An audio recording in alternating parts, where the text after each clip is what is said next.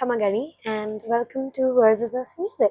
I have a question for the people who really want to answer and the people who are really curious about trying to know themselves and see whether they can do things in life.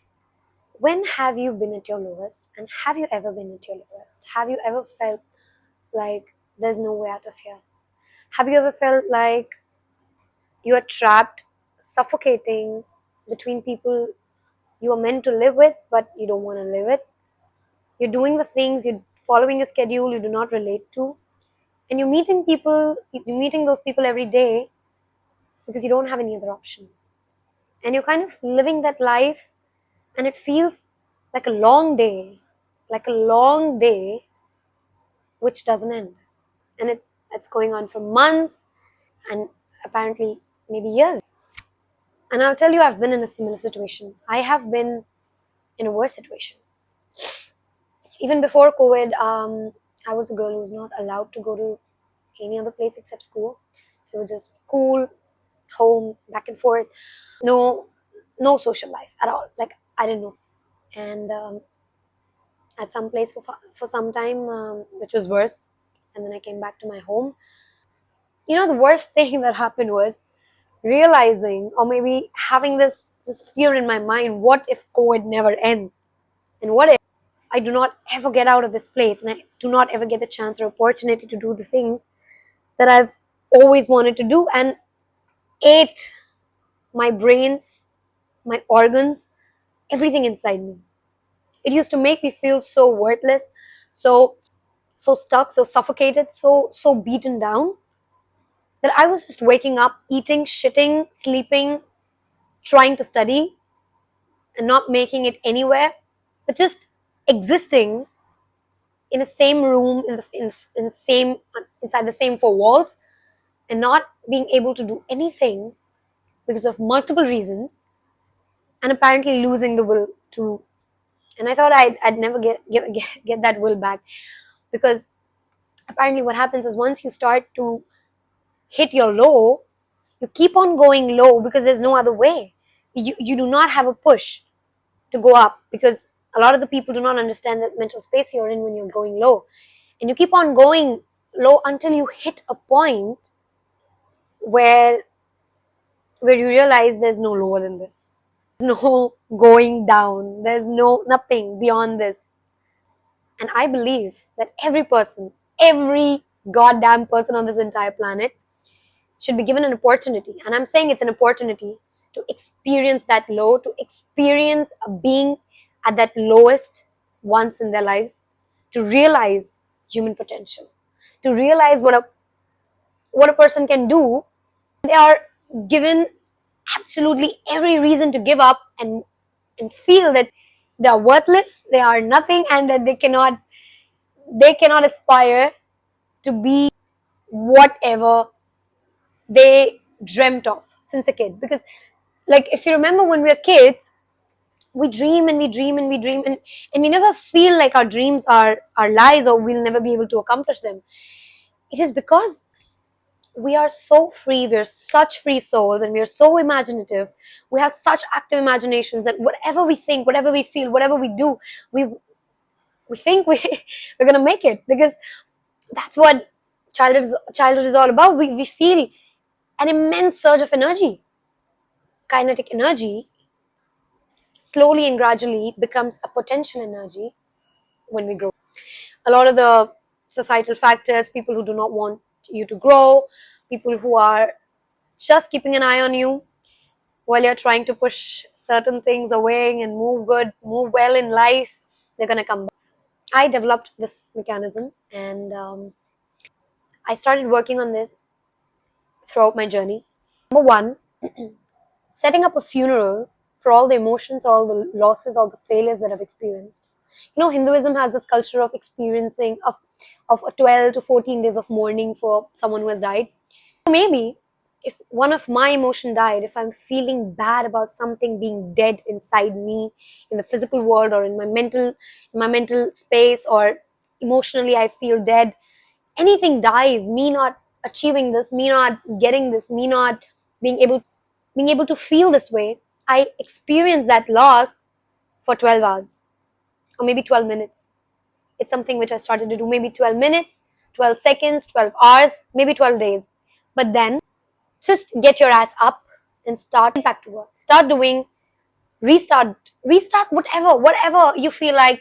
If there is no other way, you don't see any direction, you don't see any success in whatever work you were doing, restart, reset, start something new, get back on life. But do not cry, crib, and settle on it. Do not. It's not going to do you any good. It's not going to do you any good.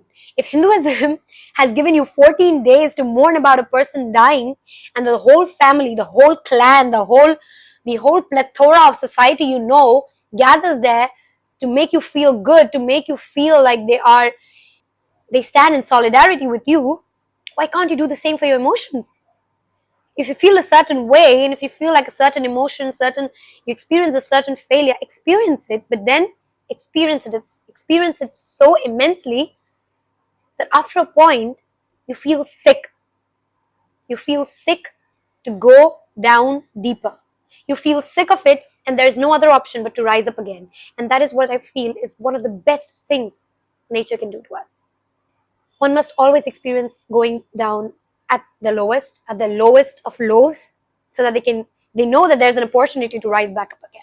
And I'm not saying this because maybe reading self-help books or experimenting with some podcast might get you there. No, it's all experiments.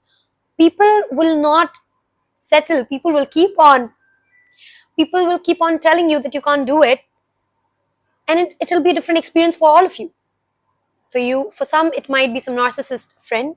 For some, it might be a narcissist relative. For some, it might be XYZ person on the internet.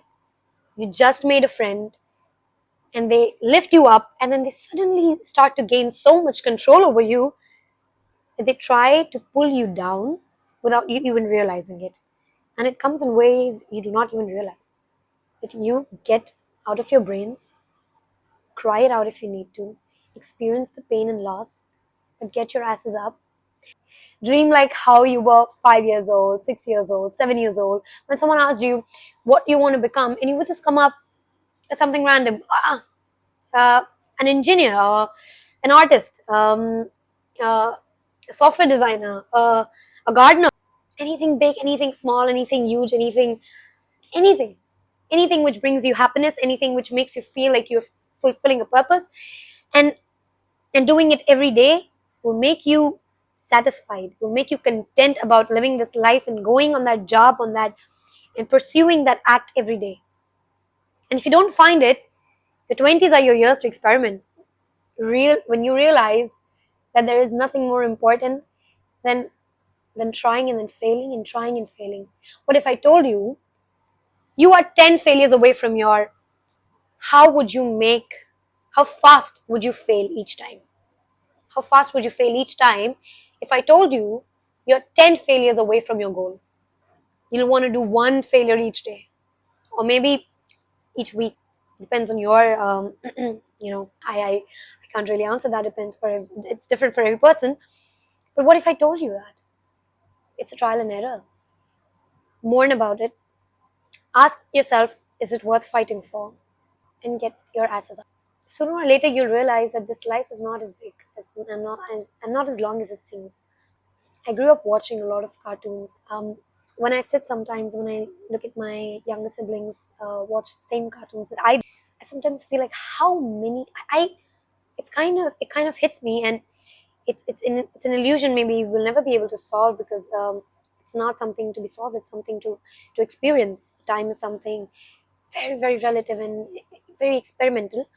These are the same shows I grew up watching. And my youngest siblings, my cousin sibling, she's 1 or 2 years old, maybe 1.5. She will start watching the same cartoons maybe a year or two from now, and I've, and we're already far away from that age. We've grown so distant from that era, but it's still there. But it's still, those cartoons are still being watched by our kids, by our younger generations, our siblings, and the generations which will come next. And it makes us realize how short life is, how less time we have. And it's not really about figuring it out all at once. It's about counting the days until you lose your time to experiment. The sooner you start, the more you experiment, the more chances you have at success, and the more opportunities will open. I read it somewhere, I guess. Opportunities are like sunrises. If you wait too long, opportunities can come at any time you wish for. It really depends on your mindset, and you need to be in that mindset on a daily basis. You need to, like I said, think, act, feel, write, speak, watch, listen things on a daily basis, like the person you want to be. If you have to embody that person, you have to be that person in your daily life, as if someone is documenting you, as if someone was documenting Niharika for 10 years later to show them to my kids, like, this was your mother, this is the woman she was 10 years ago. And if my kids were to see that, what kind of an image would I want them to have about me? What kind of Niharika do I want them to see? And keeping that thought every day in my mind really changes a lot of perspective, really makes me realize how short life is and how quickly it's fleeting away. It's fleeting away like sand, and we do not have any control over it. You know what? Being beaten down to your lowest is the best that can happen to you. Best decision that God has made is beating you down to your lowest, because then, only then, you realize reaching here was because being under pressure is a pleasure. Diamonds and all the gems are made under um, the most gruesome of pressures that any anyone can experience, anything can experience. And diamonds are so beautiful. They are made under such pressure, and they're such beautiful gems that they're sold in millions. And you need to go under pressure to become that person, to become someone who has a value, who has a significance in their families, in their friend circles, in their social life, which really influences and inspires other people, instead of giving them a reason to gossip about. Maybe you'll be a reason to gossip because you're doing well, but then you should not be the one who's starting the gossip. You should have no time to think about gossip, because there is no time to think about gossip to start a gossip. Okay? Get your asses up and start working on your dream life. Start working on the things that you're doing like there's no tomorrow. You'll fail once, twice, thrice, 4 times, 5 times. You'll not see any results until months. But then one day, you'll be sitting on your bed watching something or eating something, and a notification will hit, or maybe someone will come from the door with a news you won't expect that will change your life forever. I'll tell you that all those months or maybe years of struggle that you've gone through was worth. That's it for today. I think I'd like to call it setting up a funeral or celebrating a funeral. Never settle, guys. Never settle. There is no time to settle. Time is fleeting. And your experience of life can only be decided by the efforts and the amount of energy you put into things. There's no one else who's going to do that for you. And you need to, the sooner you realize that, the better for you. Otherwise, things keep on happening. People change, times change. And, you realize if you had started long back, maybe you'd be doing much better. That's it for today. I'll see you next week. And until then, take care.